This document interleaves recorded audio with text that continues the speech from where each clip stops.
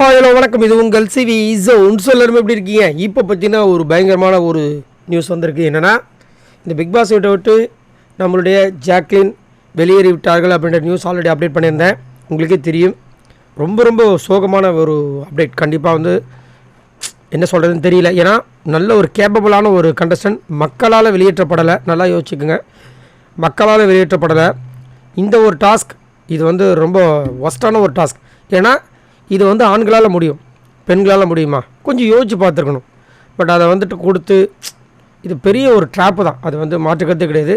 அந்த ட்ராப் நம்ம என்ன நினச்சோன்னா, இதில் ரயானில் முத்துக்குமரன் தான் மாட்டுவாங்க அப்படின்னு நம்ம நினச்சோம். பட் அதில் ஜாக்லின் மாட்டுவாங்க நான் நினச்ச கூட பார்க்கல. அதே மாதிரி ஜாக்லின் முதலேருந்தே நம்ம முன்னாடி பேசின விஷயங்கள் தான். பவித்ராவை நிறைய நேரத்துங்களில் டேஞ்சர் ஜோன்லேருந்து உள்ளே போயிருக்காங்க. விஜய் விஷால் போயிருக்காரு. அதுக்கப்புறம் பார்த்திங்கன்னா வேறு யார், நம்ம முத்துக்குமரன் அசைக்க முடியாது, சௌந்தர்யா அசைக்க முடியாது, ஓட்டு வந்துட்டுருக்கு. ஸோ இப்படின்னு இருக்கும்போது ஜாக்லின் மட்டும் எப்படி நிறைய நேரங்களில் பார்த்திங்கன்னா அவங்களுக்கு டேஞ்சர் ஷோஸ்லாம் வந்திருக்காங்க, சரிங்களா? ஆனால் கடைசி இடத்துக்கு வரல. ஸோ அதனால் இவங்க காப்பாற்றப்பட்டே வந்திருந்தாங்க. ஆனால் இவங்களாம் அப்படி பார்க்கும்போது ஜாக்லினை கழட்டி விடுறதுக்கு வாய்ப்பு எக்கச்சக்கமாக இருக்குது. அது மட்டும் இல்லாமல் விஜய் விஷால் ஒரு வார்த்தை சொன்னார், நான் முன்னாடியே சொல்லியிருந்தேன். என்னடா இன்னுமே அந்த விஜய் டிவியில் இருக்க அப்படின்னு கேட்டாங்க அப்படின்னு. புரியுதுங்களா? இது எல்லாமே நடக்கும், சம்திங் நடக்கும். ஏதோ ஒரு ட்ராப்பானான்னு தெரியல.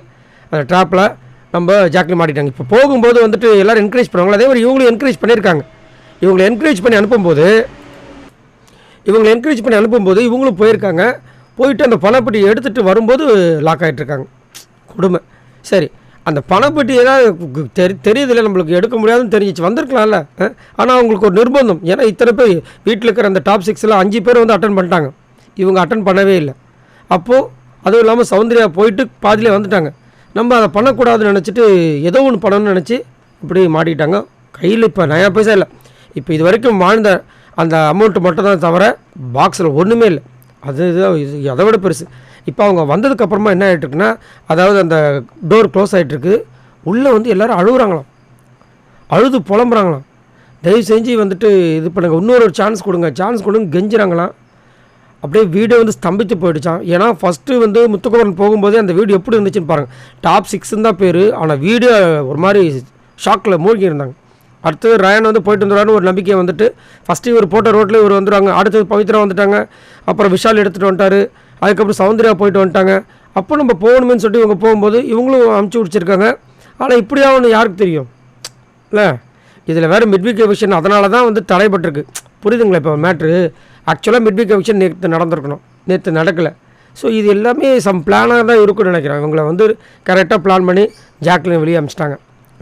வீட்டில் இப்போ எல்லோரும் கெஞ்சி அப்படியே ஒரு மாதிரி கூப்பாடு போடுறாங்க, அழுகுறாங்க அப்படின்ற மாதிரி ஒரு அப்டேட் வந்திருக்கு. ஆனால் பிக் பாஸ் அது எப்படி அவள் ரூல் போட்டு அவங்க வெளியே போய்ட்டு இதுதானே ரூலு அப்படின்ற மாதிரி இப்போது ஜாக்லின் வெளியே போயிருக்கிறது ஒரு சோகமான ஒரு விஷயமா இருக்குது. எல்லாருமே அழுதும் கல்லஞ்சக்காரராக இருக்கார் இந்த பிக் பாஸ்.